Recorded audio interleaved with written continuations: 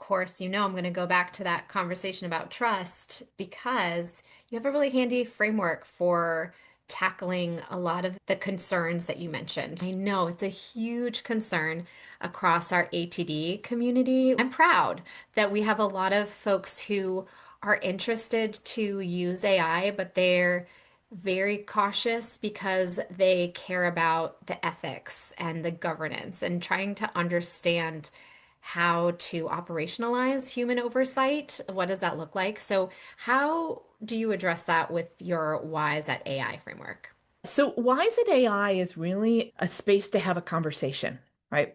A reminder of the things to have a conversation about. We created this in early days of Gen AI before there were very few policies. This becomes an easier way to remember it. Wise at AI stands for wisdom in application. Am I using AI for a good purpose? Is this something it's actually good at doing versus not?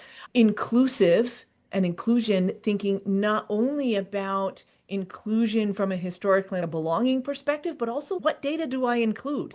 This is that garbage in, garbage out. S stands for security, the data security that we look at for individuals, for our students, our participants, our learners, our customers, as well as the security of company secrets.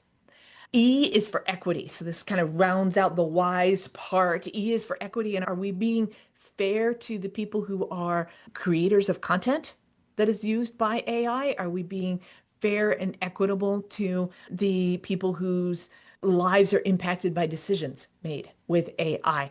I might also add in, it's not in the book, but add in environmental concerns, right? How does that figure in our use of AI? We get to wise and then at. The A in at is for accountability. Who's on the hook for decisions made?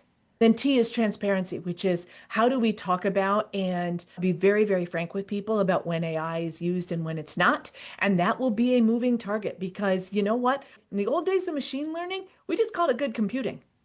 We don't often realize how much of our lives is mediated or supported with AI tools.